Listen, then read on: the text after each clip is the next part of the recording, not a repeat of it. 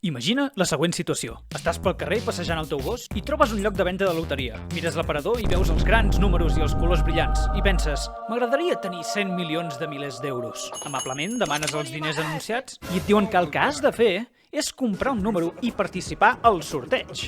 I et preguntes, quina probabilitat hi ha de guanyar la loteria? O, més concretament, cada un dels diferents jocs d'atzar organitzats per l'Estat i altres entitats? Aquesta és la pregunta que respondré avui. I tu escoltaràs. Només parlaré de sortejos purament d'atzar, així que res de quiniela, lototurf ni merdes per l'estil. No em cal ser un puto ludòpata per saber que el Barça perdrà la Lliga. El meu objectiu és trobar el joc amb els números de més valor, és a dir, que tinguin un preu baix, un premi alt i una millor probabilitat de guanyar-lo. I no, comprar tots els números de la loteria no és una estratègia viable. No perdem més temps. Comencem per... com cony calcular tot això?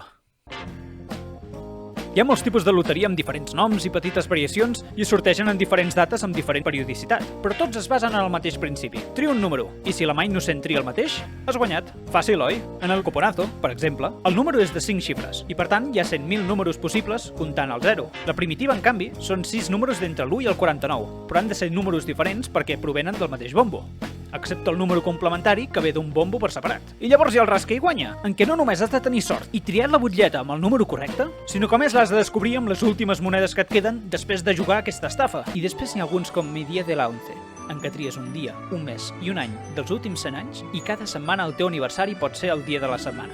Oh... He comentat ja que quasi tots aquests tenen un número especial de l'1 al 10, que si l'encertes et tornen els diners gastats perquè ho puguis tornar a provar? Què us sembla si compliquem la cosa? Perquè resulta que no cal tenir exactament el número premiat per guanyar diners. No.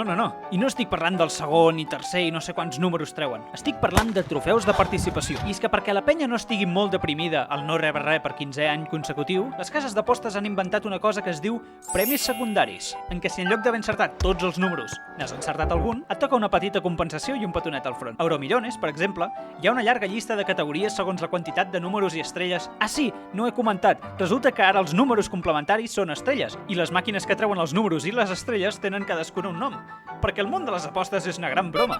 Ara que ens hem situat una miqueta, anem a parlar dels números. El que compres per participar, el teu bitllet a una vida de luxe i drogues dures. El mínim que es necessita per formar part del circ anomenat sorteig de Nadal és un dècim, una de les 10 fraccions del mateix bitllet. No, això és la sèrie, que indica la successió del número que té el bitllet, i pot ser d'entre 1 i 170. Per tant, dels 100.000 números possibles, hi ha 170 successions de cada un, i de cada un d'aquests bitllets es pot comprar només una de les 10 fraccions. És a dir, hi ha 170 milions de dècims o 170 milions de possibles persones barallant-se pel mateix premi. Però aquest és el cas més civilitzat, perquè en la primitiva, si hi ha 2 o més persones que tenen el mateix número guanyador, el premi es reparteix a parts iguals. I és que si hi ha una cosa que vols que passi quan guanyes la loteria, és que vingui algú i s'emporti la meitat. Tenint tot això en compte, podem posar-nos a calcular. Per començar, he separat els premis de cada sorteig en lloc de dir «Ei, d'aquests 100.000 números, 35.450 s'emporten un premi». Uau, he comprat un bitllet per 20 euros i n'he guanyat 5! Quin tros d'inversió!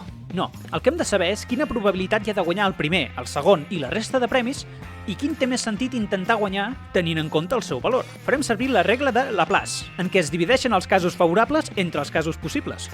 Per exemple, la loteria de Nadal té 100.000 números, doncs encertar el número guanyador és una probabilitat d'1 entre 100.000. Els sortejos amb boletes costen més, perquè s'ha de tenir en compte que cada vegada que es treu un número, al bombo hi haurà un número menys. Llavors s'ha de multiplicar el número de boles al bombo en cada moment pel número de números que falten. El gordo de la primitiva, per exemple, requereix encertar 5 números de l'1 al 54 i un de l'1 al 10, és a dir, 1 entre 31.625.100. Ja pilleu la idea. He tingut en compte totes les possibles variacions i els segons i tercer premis i etc. de tots els sortejos principals. Així que no em salteu al coll quan no hagi inclòs el Premio de les Galàxies de la Once. Ja avanço que tampoc parlaré de les apostes múltiples, en què quan en compres unes quantes en pack surten més barates, però segueixes estant malgastant diners. A més, hi ha les acumulades, i és que si no n'hi ha prou intentar guanyar una loteria, hi ha bojos que intenten guanyar-ne vàries alhora, i si en perden una, les perden totes. Vull dir, si això és lo teu... Finalment, ens posem a omplir la graella. Us pensàveu que realment us diria quin bitllet heu de comprar per assegurar-vos guanyar alguna cosa? No, perquè és impossible. Primer, no es pot fer el càlcul exacte amb la majoria d'aquestes competicions, perquè el premi depèn del número de bitllets venuts. Segon, si hi ha premi pel guanyador, és a cost del sacrifici dels perdedors, que són pràcticament tots els participants. Estadísticament parlant, si compres un bitllet de qualsevol loteria, estàs perdent diners. Per exemple, la que els experts diuen que és la més probable, la Loteria del Niño, un 38% de probabilitat de guanyar. Que meravellós! Ara, sense incloure reintegraments. I segueix havent la mateixa probabilitat que amb la Loteria de Nadal pel primer premi. Vols que et digui l'estratègia guanyadora? No hi juguis! Reemborsament del 100% de l'import al 100% de les vegades! Ai, és que m'agrada col·laborar amb una causa solitària. Senyora, si vol fer una donació, faci una donació! I per si no m'ha sentit, hi ha un premi a costa dels perdedors. Part del cost del bitllet anirà a un poble perdut de la Cerdanya, on els veïns es tiraran cava per sobre i es compraran un cotxe esportiu al qual no es podran permetre amb el seu sou d'ornitòlegs. Vol que els seus diners serveixin per una bona causa? No participi en jocs d'atzar! En canvi, participa al gran recapte del Banc d'Aliments per la possibilitat d'alimentar centenars de milers de persones vulnerables. Participa amb la Creu Roja i guanya la gratitud de persones com tu i com jo, però que tenen la mala sort de trobar-se enmig de conflictes armats. O si no, també pots ajudar un senador a pagar-se la seva tercera casa a primera línia de mar, que és segurament on acabaran els diners recaptats per Hisenda. Ei, però almenys hi ha la possibilitat que et tornin els diners. En conclusió, més val que no us enganxi amb un bitllet de loteria. No malgasteu els vostres diners. Senyor, em compraria un bitllet de talonari per pagar el viatge de final de curs a Mallorca? No.